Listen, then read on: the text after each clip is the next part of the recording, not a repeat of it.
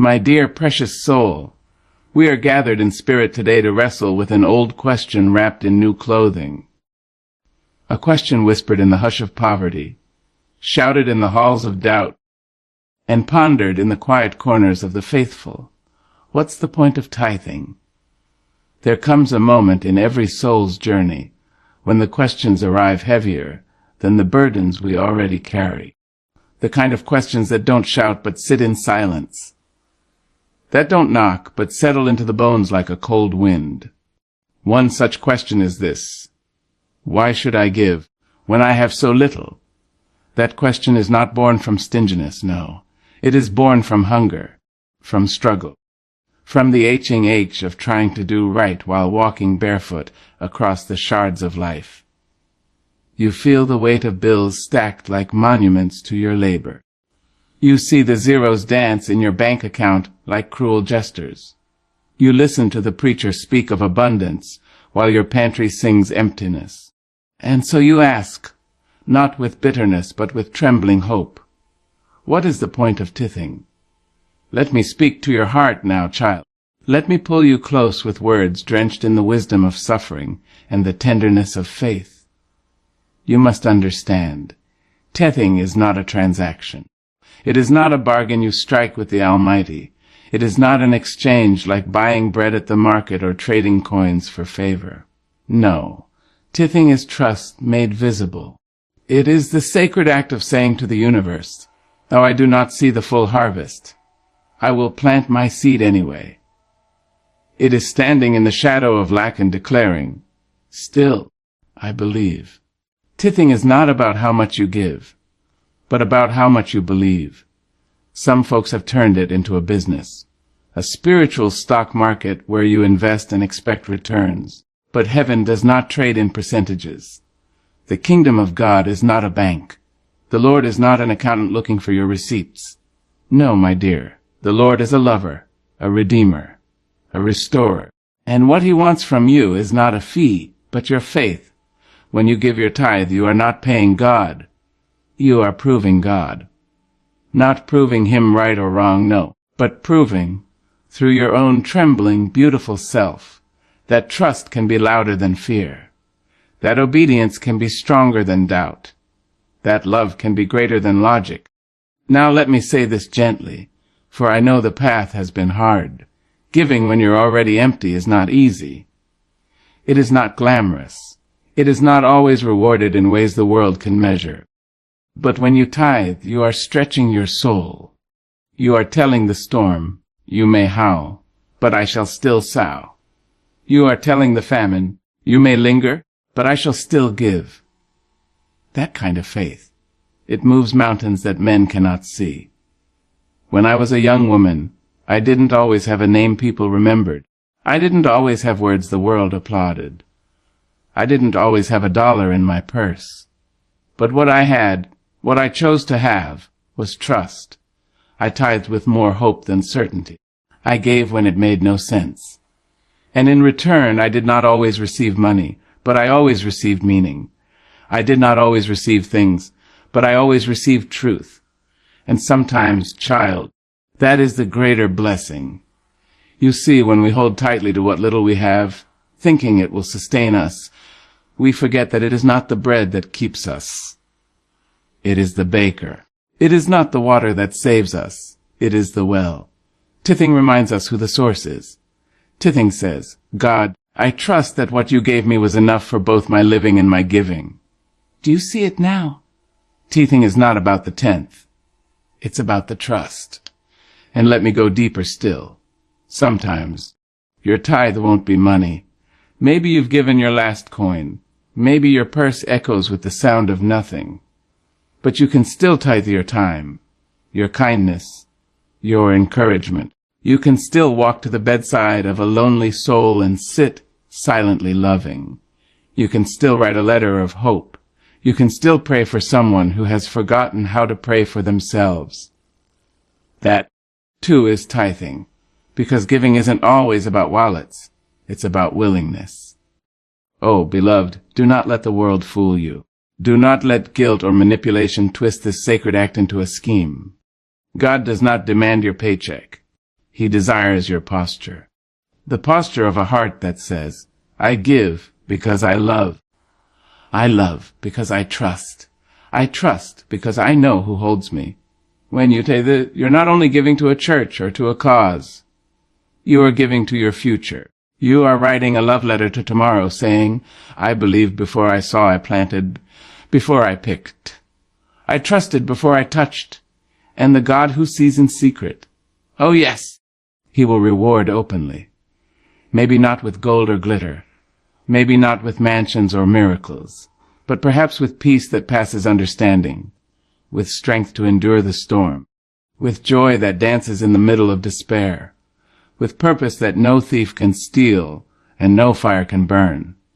So the next time you feel that ache, that tightness in your chest, that wrestling between holding on and letting go, remember this tithing is not a purchase. It's a proclamation. It says, I am not my own provider. I am not my own God. I am not the source. I am the servant. And when the servant gives in faith, the master responds in mercy. So give. Not because you have extra, but because you have enough trust to let go.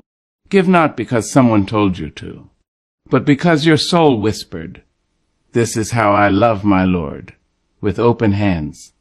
And when you give like that, when you trust like that, when your tithe becomes your testimony, oh baby, you will never be the same. You will walk taller. You will pray bolder. You will love deeper. Because you will know it was never about the money. It was always about the faith. Discipline, my darling, is not a punishment. It is a promise, a sacred rhythm you make with your own breath and bones. And devotion. Oh, devotion is love in its most determined form. It is not always sweet. It is not always loud. But it is always steady. Now when you bring tithing into the marriage of those two, discipline and devotion, you begin to carve out a heart that beats not for the world, but for the one who made the world. Tithing, you see, is not simply the dropping of coins in a basket or a tap of digits on a screen. It is a quiet schooling of the soul, a classroom where the heart is taught how to bow, how to release, how to trust without trembling, how to stand tall in sacrifice. And that lesson, it ain't easy. We live in a world that tells us to hold tight, save more, keep for yourself, watch your own back. But tithing says, let it go, give it up, trust that you won't go without. That, my dear, is discipline. That is spiritual muscle. To give not once, not twice, but faithfully, whether the sun shines or the rain pours, is to walk in a kind of obedience that shakes the heavens. You learn something about yourself when you commit to giving regularly. You learn that your emotions don't run your spirit. You learn that your fears don't make your choices. You learn that your devotion has more grit than glitter, that it is made of fire and sweat, not just song and sermon. When I think of tithing as discipline, I see a young mother, her apron damp with work and worry, still folding a few bills into an envelope. I see the elder in the back pew, living off little, but giving off much. I see the man who lost his job, yet still places $1 in the plate with trembling fingers and a bowed head. That, beloved, is devotion. That is discipline. That is worship without fanfare. Discipline is choosing the path again and again, even when it no longer feels magical. Even when no one applauds. Even when the blessings don't look like you imagined. Devotion is returning to the altar not because you expect a miracle every time, but because you remember the miracle he already made in you. Now don't let anyone fool you into thinking tithing is about legalism. It's not a law to trap you. It's a ladder to lift you. It's a practice that aligns your inner world with God's eternal rhythm. Just as the sun rises on cue, and the stars take their place without fuss, tithing trains you to move with divine order. It brings a kind of holy structure to your walk. Let me tell you something, sugar. Anything worth building requires discipline. You want a strong body, you train it. You want a wise mind, you read and reflect. You want a peaceful home, you tend to it daily. And if you want a soul rooted in God, You give not just when you feel inspired, but especially when you don't. Oh, yes. Especially then. Because that's when tithing transforms from duty into devotion. That's when it becomes less about dollars and more about dedication. You're saying, God, even when my heart is heavy, even when I can't trace you, I will still trust you. I will give what is yours, not because I'm trying to earn your love, but because I'm responding to it. And there's power in that child. There's beauty in the becoming. Because while the world looks at the amount, God looks at the attitude. While others see money leaving your hand, heaven sees chains falling from your spirit. The discipline of tithing breaks you from the tyranny of self. It sets you free from the god of greed. It pulls you out of the pit of pride. That steady act of giving, week after week, month after month, is like a sacred drumbeat in your life. And just like the drummer keeps time for the dancers, your tithe keeps your soul in rhythm with grace. You begin to move differently, speak differently, live differently. Your heart, once frantic with fear, now beats in faith. Your mind, once obsessed with scarcity, now dreams in abundance. Your soul, once shackled to survival, now walks in serenity. It is not the money that did it. It is the discipline. It is not the ritual. It is the repetition. Because what we do repeatedly forms us deeply. And tithing, when done from the heart, forms in us a spirit of reverence, a posture of humility, and a habit of holy trust. And don't forget devotion. Oh, devotion is the fragrance that lingers after the giving is done. It is the secret smile you wear when no one's looking, because you know you're walking in obedience. It's the warmth that kisses your soul when you give in silence and service. You see, the beauty of tithing is that it sanctifies the ordinary. It makes holy the habit. It takes what could be mechanical and turns it into melody. It's not always glamorous, no. Sometimes it hurts. Sometimes it stretches you to the edge of your comfort. But that stretch, darling, is where the growth lives. So tithing becomes your training ground, your proving place, your gymnasium of grace. You show up, you give, you trust, and slowly, gently, powerfully, you become not just a giver but a worshiper, not just generous with money, but generous with mercy, generous with kindness, generous with love. And isn't that the goal? To be shaped into the likeness of Christ, to be poured out like oil on the altar, to become a living offering. That's what tithing does. It doesn't just move money, it moves you. It doesn't just touch your wallet, it transforms your will. So give not just from duty, but with delight. Let your discipline dance with your devotion. Let your habit be hallowed. Let your giving be grounded in grace, because each tithe is a testimony, a brick in the altar you're building with your life, a whisper to heaven saying, I may not be perfect, but I am present. I may not have much, but I give with meaning. I may stumble, but I still trust. And I promise you, sweet child, the God who watches over sparrows and knows the number of hairs on your head, he sees your gift. He knows your heart. He honors your offering. And in due time, oh yes, in due time, he will return to you not just what you gave, but what you became through the giving. Trust, my dear, is one of the most delicate and daring dances of the human soul. It is not easy to trust, not with your heart, not with your story, and certainly not with your money. Trust asks you to hand over the keys, to unclench your fists, to believe when everything in you wants to build a wall and protect what little you have left. But oh, what glory there is when trust is complete, when trust is full, when trust walks hand in hand with love. And tithing, beloved, is trust made visible. It is a quiet confession that says, God, I don't just talk about faith, I walk it out. It is standing on the edge of what feels like not enough and saying, I trust you anyway. Tithing is not a test of wealth. It is a mirror that reveals the depth of your trust. Because anybody can give when the pockets are full and the bank account sings a joyful tune. But what do you do when the oil runs low? When the cupboard echoes back at you? When all you have is hope, wrapped in $1 and a prayer? Do you still give? Do you still trust? That, my darling, is where the mirror doesn't lie. You see, tithing is not about making God richer. He owns the cattle on 1,000 hills. He stretched out the stars with his fingers and poured the oceans with a word. No, tithing is not for him to gain. It is for you to grow. It is for you to come face to face with the question, do I believe he'll take care of me? Not just when things are fine, but when things are fragile.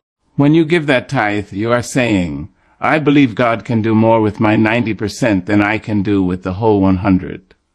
That is trust sugar. That is faith rolled up in courage. That is love without conditions. I've seen people give in silence with no applause, no recognition. I've watched a grandmother, wrinkled and worn, place a folded bill in the offering plate like she was laying down gold. I've watched a single mother, unsure of next week's groceries, still give because she believed her God was greater than her grocery list. I've seen a man who lost everything in the fire still write a check with shaking hands and tears in his eyes, whispering, Lord, I still trust you. That's when the mirror of trust shines brightest, not in ease, but in uncertainty, not in the harvest, but in the famine. Tithing shows us what we believe when no one's looking. It's not for performance. It's for purification. It washes away the layers of self-sufficiency and reveals the raw, unfiltered truth, that you are leaning not on your own understanding, but on the everlasting arms. Oh yes, tithing humbles you. It brings you low in the best way. It makes you say, this is yours, Lord. I only had it because you gave it. And once you realize that every good and perfect gift comes from above, the act of tithing becomes less of a chore and more of a celebration. It is your heart's way of saying, thank you. Not just for what's in your hand, but for the very breath in your body. People talk about trust like it's easy, but true trust is costly. It costs your pride. It costs your logic. Sometimes it costs your comfort, because trust doesn't always give you a map. It gives you a promise. And that promise says, I will never leave you, nor forsake you. That promise says, give and it shall be given unto you. Not always in the same form, not always in the way you expect, but always in the way you need. So when you tithe, you're not just making a donation. You're making a declaration that says, my hope is not in money. My hope is not in man. My hope is in the Master of all things. And child, that kind of hope doesn't disappoint.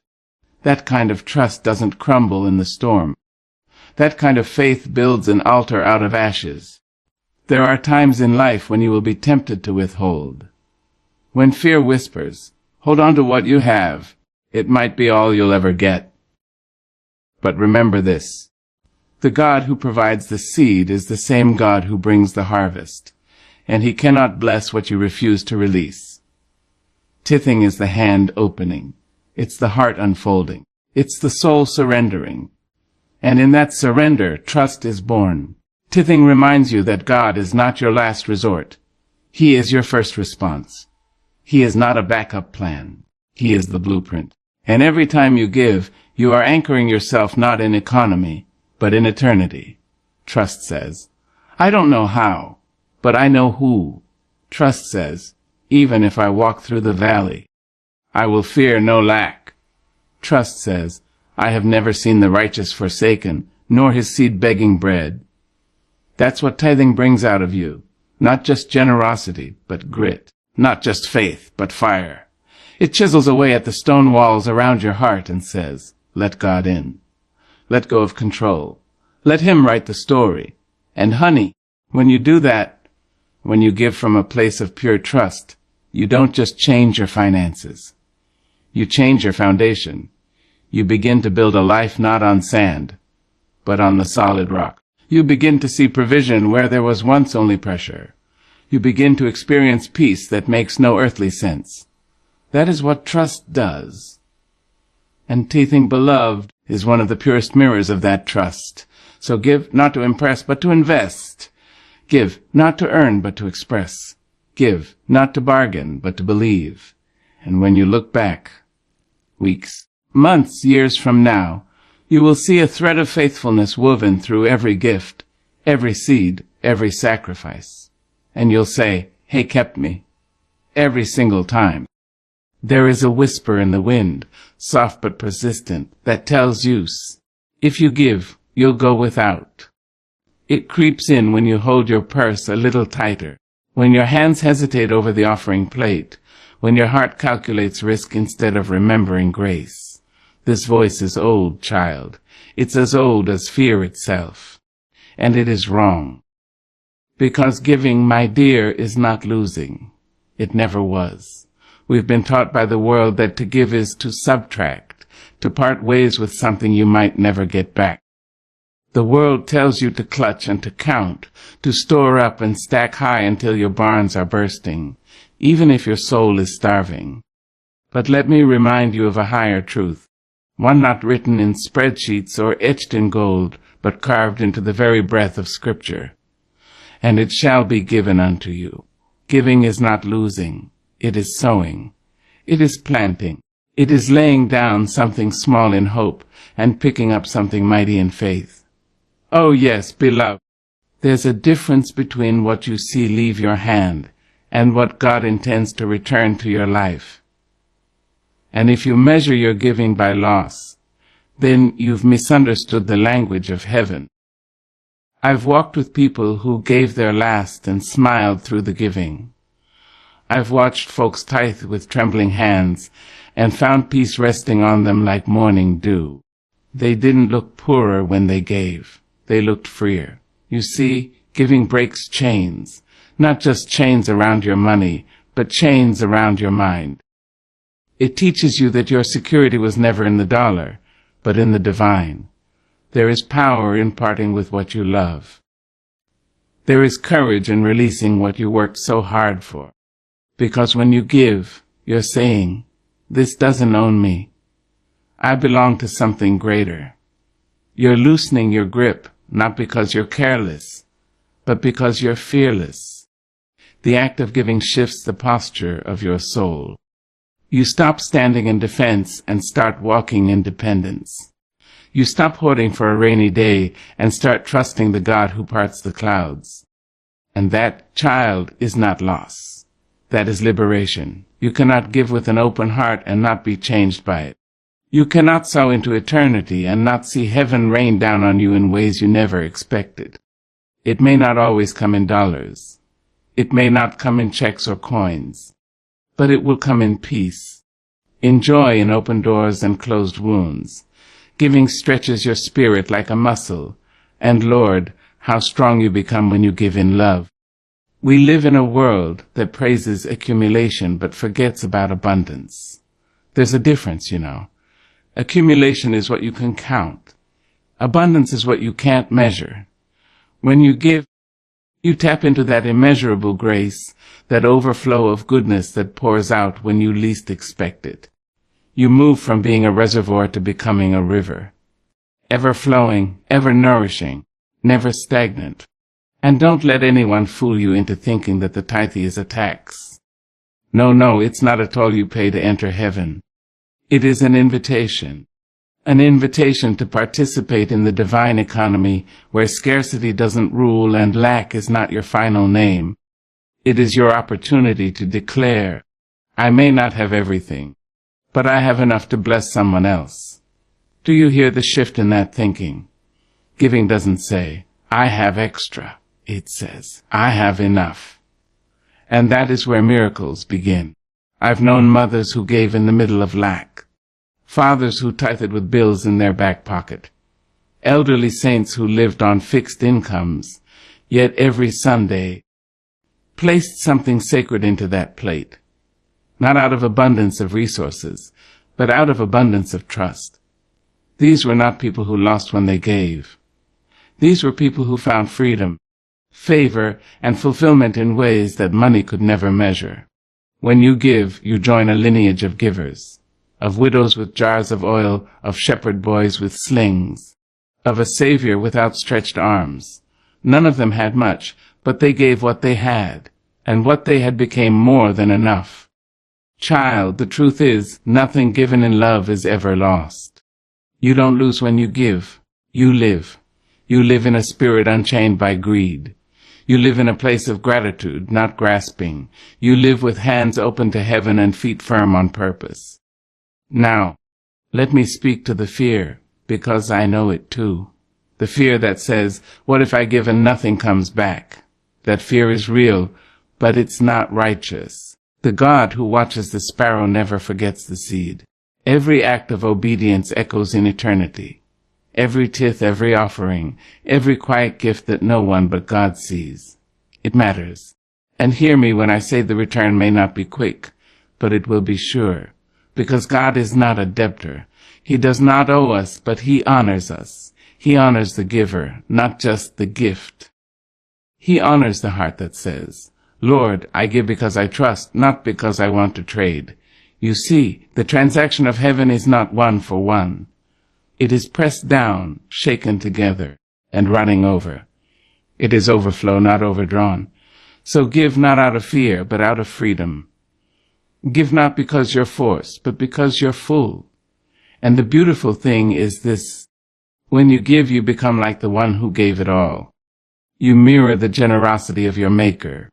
You reflect the light of a God who loved so deeply. He gave His only Son. Now that, my dear, is the ultimate proof that giving is not losing. So let the world count their coins and clutch their pearls. Let them measure worth in wealth. But as for you, you know better. You know that every time you give, you gain.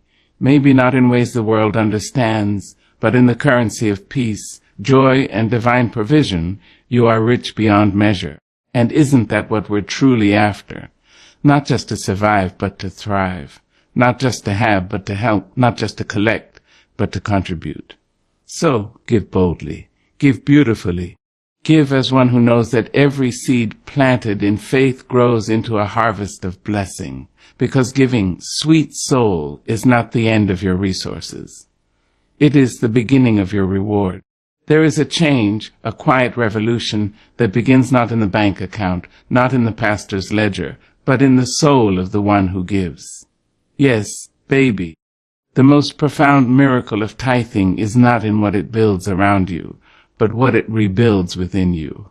And oh, how glorious that transformation can be.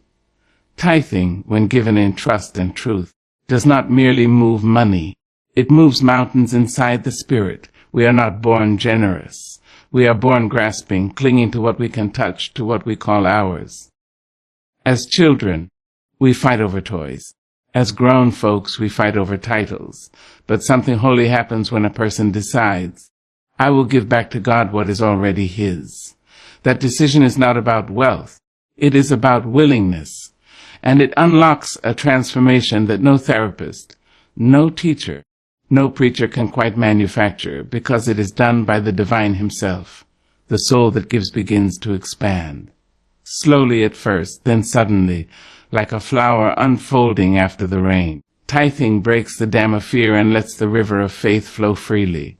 The moment you say, Lord, I will trust you with this tenth, is the moment you begin to untangle yourself from the vines of self-reliance and walk into the garden of surrender. And what a beautiful place surrender is. The tither doesn't just cleanse the wallet. It sanctifies the heart.